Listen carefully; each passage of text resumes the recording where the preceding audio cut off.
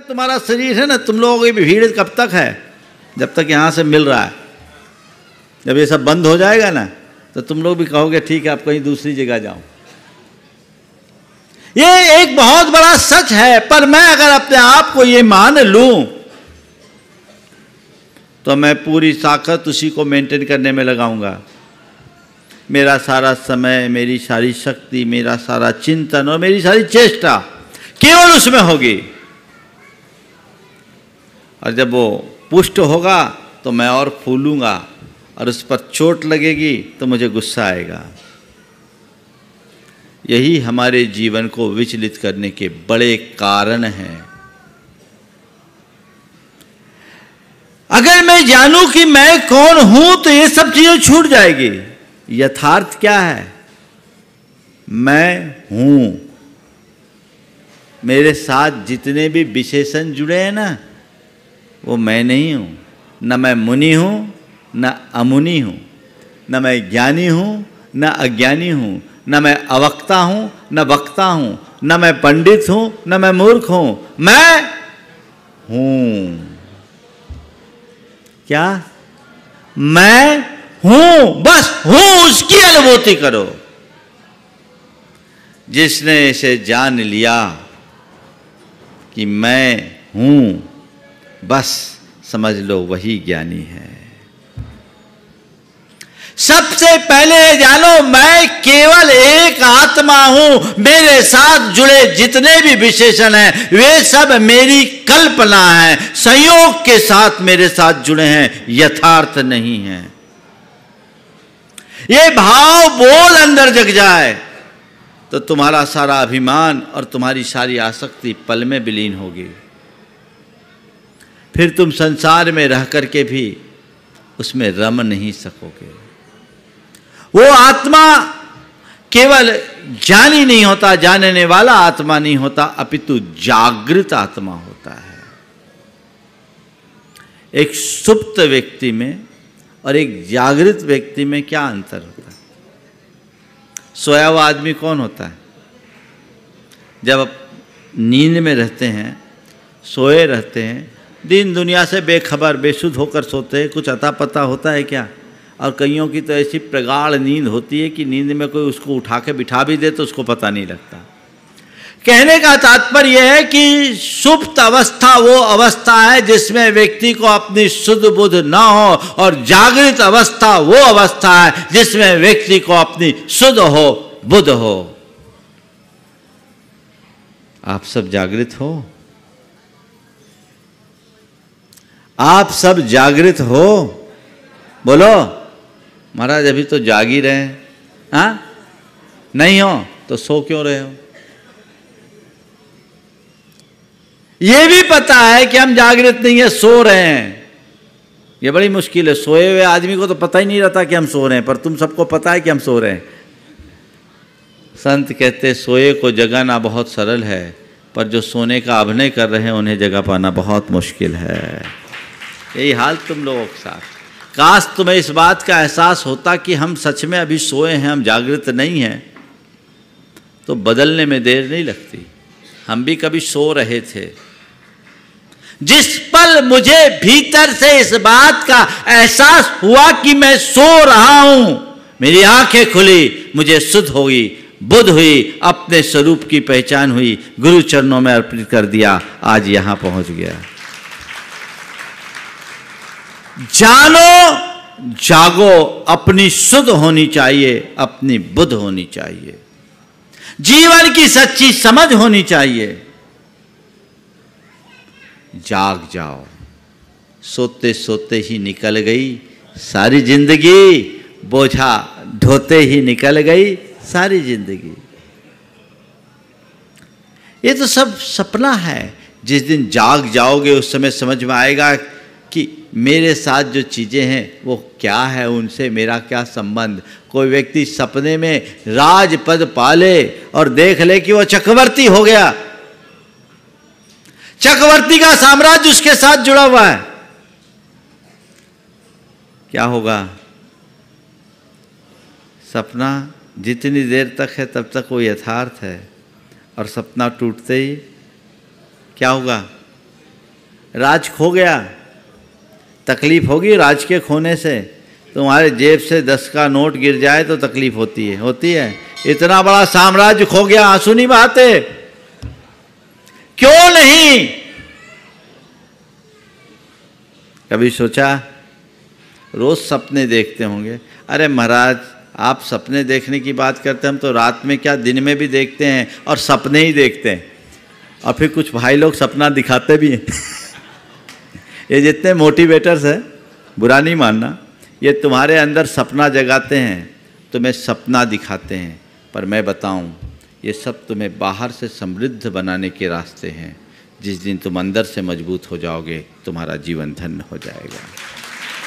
अभी एक बहुत बड़ी बात कही गई, अच्छी बात कही गई उज्जवल के द्वारा, कि जितने भी बड़े कारपोरेट घराने हैं वे सब स्पिरिचुअलिटी से जुड़े हैं। मैं इतनी बात जानता हूं, पेड़ उतना ही ऊंचा उठता है जितना इसकी जड़ें गहरी होती है। स्पिरिचुअलिटी हमारे जीवन की रूट है, जड़ है। उसे उसके सुरक्षा के बिना जीवन सुरक्षित है ही नहीं। इस बात को जो जानेगा, वो दुनिया में कहीं भी क्यों ना हो, उसे कहीं से प्रभावित नहीं होने देगा। जड़ को मजबूत बनाओ, सच्चे स्वरूप को जानो। इस निद्रा को त्यागना है, जागो। जीवन का यह दृश्य जगत का एक बहुत गहरा सपना है। जब तक नींद भरी आंखों में तब तक दृश्य जगत अपना है। उतनी देर जाग के जी लो जितनी अभी उम्र बाकी है। कोई नहीं किसी का साथी, सारी यात्रा एकाकी है। जागो। सपना टूटता है, तुम जागते हो तो चीजें खो गई, साम्राज्य खो गया, उसका दुख नहीं, और मिल गया उसकी खुशी नहीं। जागृत मनुष्य की यही पहचान है, जो पाने में गुमान न करे और खोने में गम ना हो, वो समझना जागा हुआ है। जो पाकर बोराए और खोने में बौखलाए, वो सुप्त आत्मा है। न बोराना है न बौखलाना है, क्योंकि जो पाया वो भी मेरा नहीं, जो खोया वो भी मेरा नहीं। जो पाया वो भी एक सपना है, जो खोया वो भी एक सपना है। मेरा कुछ नहीं, मेरा तो बस मैं हूं। अंतर में ऐसी समझ होनी चाहिए, और यही समझ मनुष्य को अंदर से मजबूत बनाती है। एक जागृत व्यक्ति की क्या स्थिति होती है? मेरे संपर्क में एक बड़े उद्यमी हैं, माइनिंग के कारोबार से जुड़े हुए हैं। अपने राज्य में सबसे ज्यादा इनकम टैक्स देने वाले व्यक्ति, उनके यहां इनकम टैक्स डिपार्टमेंट के लोग पहुंच गए। 200 आदमी की टीम पहुंची। उन्होंने आए, बोले आइए, रहिए, आराम से खाइए पिए, नाश्ता पानी कीजिए, जो आपको देखना है देख लीजिए, मेरा सब ट्रांसपेरेंट है, मेरा सब कुछ ट्रांसपेरेंट है। अखबारों में बहुत सारी खबरें छपी, इतना डिक्लेरेशन कराने बोल रहे, ये कर रहे वो कर रहे।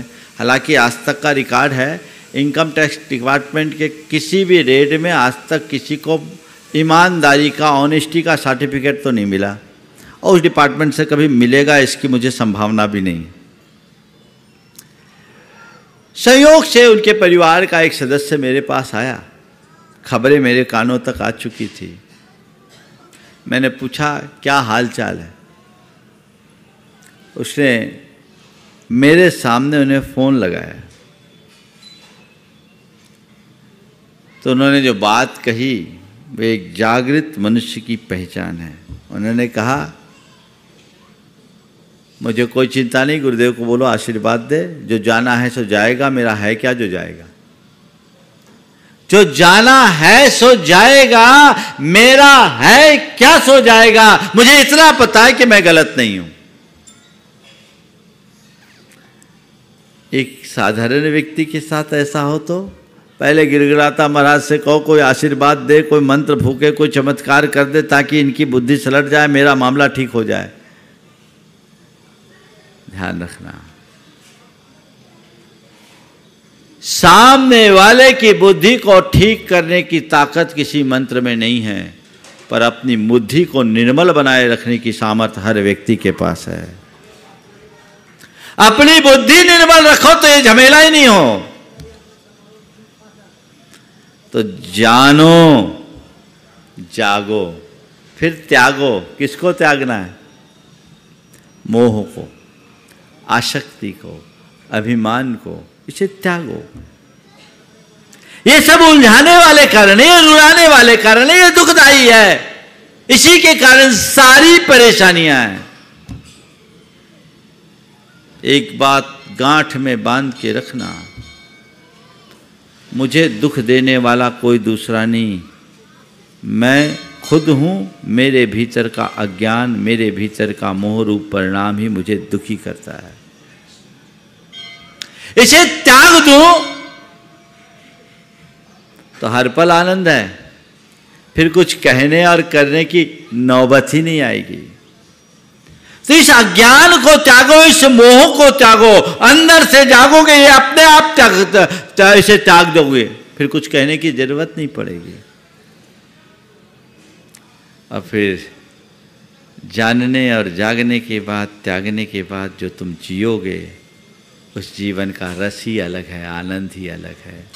हर पल आनंद, एक अलग प्रकार की अनुभूति। वास्तविक जीवन ही वही जीवन है जिसमें सहजता हो, सरलता हो, समरसता हो और सकारात्मकता हो। जीने का मजा तो तभी है। अपने मन को पलटकर देखो, पल में मासा, पल में तोला। थोड़ी सी तारीफ कर दूं खिल जाते हो, और कोई टिप्पणी कर दे तो खौल जाओगे। पल में खिलना, पल में खौलना, ये क्या परिणति है तुम्हारी? इनसे उपरत हो। और ये योग्यता तुम्हारे भीतर, ये क्षमता तुम्हारे भीतर, ये प्रतिभा तुम्हारी है, पर तुम्हें उसका पता ही नहीं, तुम उसे जानते ही नहीं। असल अध्यात्म यही है, ज्यादा कुछ नहीं। इन दो लाइनों को चरितार्थ कर लो। होकर सुख में मग्न न फूलूं, दुख में कभी न घबराऊं, इष्ट वियोग अनिष्ट योग में सहनशीलता दिखलाऊं। यही तो जीने का सार है, सारे धर्म का निचोड़ है। यदि हमने इसे आत्मसात कर लिया तो जीवन को एक नई ऊंचाई मिलेगी। हम अपने जीवन के सार तत्व को प्राप्त कर पाएंगे। आज उज्ज्वल पाटनी, जिसके बारे में सुना तो हमने बहुत सालों से था, एक लंबे अंतराल के बाद मेरे पास तो शायद पहली बार आना हुआ, आज उसके विचारों को मैंने सुना। निश्चित आज समाज में इसकी भी ज़रूरत है, पर हमें एक बात का सदैव स्मरण रखना चाहिए। हम केवल अपनी बाहरी पर्सनालिटी को चमकाने की कोशिश में न लगे, अपने आप को भीतर से मजबूत बनाने की कोशिश करें। असली व्यक्तित्व जब निखरता है तो जीवन में एक अलग प्रकार की चमक प्रकट होती है। वह धर्म और अध्यात्म से ही है। आज के समय में अध्यात्म की या धर्म की जितनी आवश्यकता है, मैं समझता हूँ आज से 50 बरस पहले उतनी नहीं थी, क्योंकि आज अपडाउन्स ज़्यादा है, स्ट्रेस ज़्यादा है। अगर वो व्यक्ति अपने इमोशंस पर कंट्रोल करने की क्षमता विकसित कर ले तो आज बहुत सहजता से जी सकता है।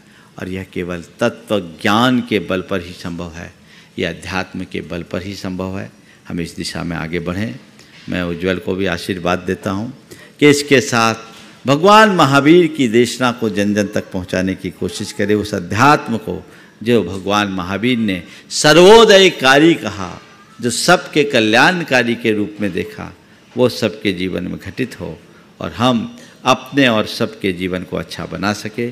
इसी भाव के साथ यहीं पर विराम। बोलिए परम पूज्य आचार्य